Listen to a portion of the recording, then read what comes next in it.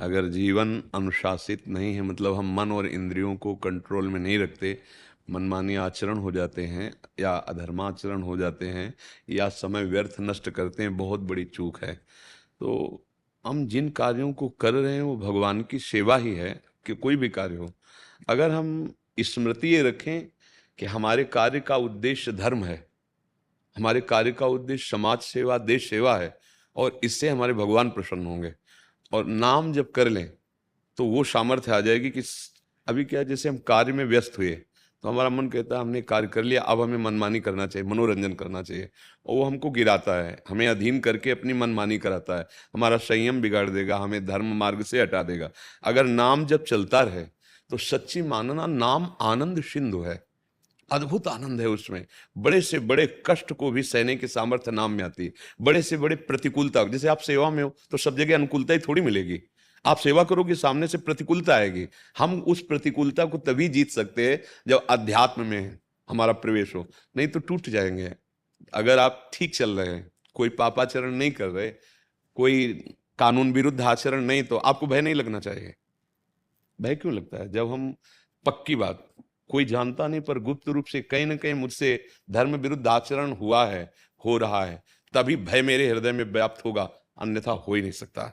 निर्भयता भगवान के आश्रय से आती है। देखो, अगर आप ब्रजमंडल में सेवा कर रहे हो तो मानो आप भगवान की गोद में हो। ये 84 कोष भूमि साक्षात श्री कृष्ण का स्वरूप है।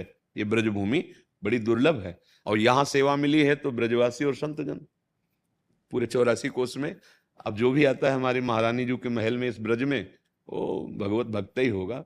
हमारी तो भावना यही रहती है। आप जहां जो सेवा कर रहे हैं वो हमारे ठाकुर की सेवा हो रही ना। जैसे हम ठाकुर जी विराजमान करके श्रृंगार कर रहे हैं, और आप 84 कोष भूमि में सेवारत हैं, तो कहीं ना कहीं हमारे प्रभु की सेवा हो रही ना। ये ब्रज भूमि प्रभु का स्वरूप है ना। हाँ, बस हमसे त्रुटि ना हो। ये मन और ये बुद्धि, ये दो ऐसे दुश्मन हैं हमारे, जो हमारा नाश करते चले आए हैं। ये जितनी जेल भरी है ना, जितने दुर्गति की होती है ना, इन्हीं दो के सलाहकार से होती है।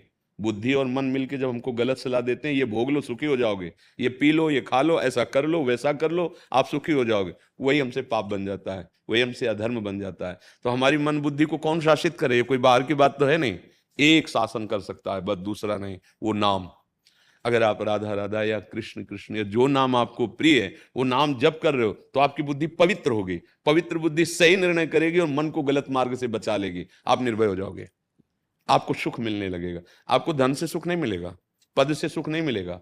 आपके अंदर यदि अधर्माचरण है, मनमानी आचरण है, तो इकट्ठा कर लो धन, पहुंच जाओ चाहे जिस पद में, इसी रूप में भी बैठ के जलोगे, क्योंकि उसका परिणाम शोक है, उसका परिणाम संकट है, उसका परिणाम दुख है। अगर भगवान का आश्रय लेकर सही मार्ग में चलोगे, संयम से चलोगे, तो नमक रोटी भी मिलेगी पर हृदय शीतल रहेगा, शांति रहेगी, और भगवान का बल है इसलिए भय नहीं रहेगा। तो हमारी प्रार्थना, जो कर रहे हो भगवान की पूजा है, जो नहीं करना चाहिए वो बिल्कुल मत करना, जानते हो सब लोग।